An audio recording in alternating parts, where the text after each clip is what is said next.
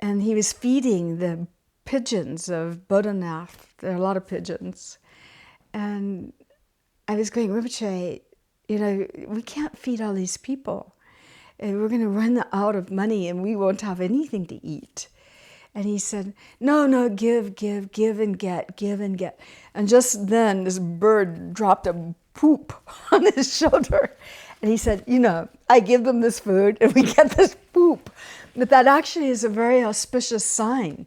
If you step in dog poop or you dream of poop or a pigeon poops on your shoulders, it means that wealth is going to be okay.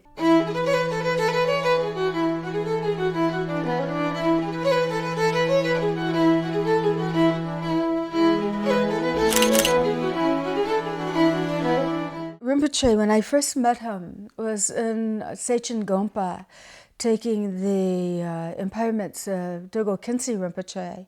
He was in a little room with Jigme Rinpoche. And then after those empowerments concluded, and I had met Rinpoche, then he left and he went to a house across the rice fields, and he was going to make a retreat. And then Annie Zampa moved in on that retreat. That was very difficult because she was difficult and I was extremely difficult. I was getting hepatitis. I had hepatitis A.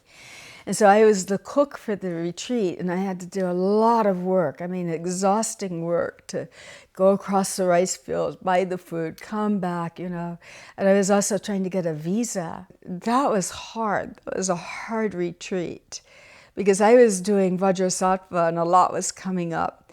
Annie Zampa was Annie Zampa, and Rinpoche was trying to meditate with these two intensely aggressive women. In his mandala. At one point, Annie Zampa and I had this really noisy confrontation down in the courtyard of the house. And I looked up and Rinpoche, he was like this.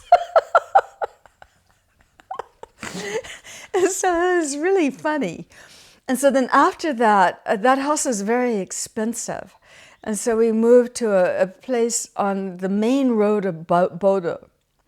And there was this house with a lot of rooms to rent. Rinpoche was just, he was so handsome and so dynamic, and everybody would come and sit around all day drinking the tea that I was serving. And we didn't have any money, almost no money, because I had arrived in India with a certain amount of money, my New York money, and some money I borrowed from my parents. And so then what I was doing is I was working for a travel magazine to make some money and writing articles for it was called Tiger Talps.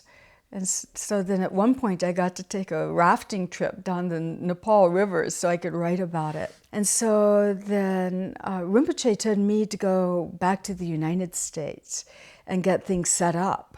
And I was totally incapable of doing that. I'd been in Asia for 2.5 years. My money was finished. My parents were completely alienated. And then I didn't know what to do.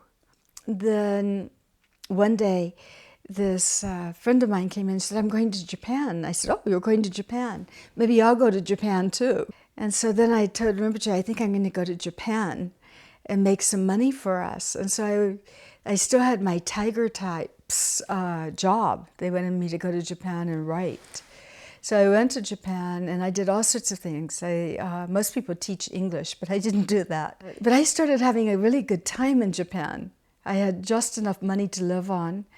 And, it sort of opened my mind. And then I spent a lot of time learning the I Ching, for one thing, and also going to Buddhist shrines. And so then one day, Rinpoche sent me a message with the French. She finally got to Japan. And she said, Rinpoche is going to Los Angeles. He finally got his visa. He said to go to Los Angeles and wait for him.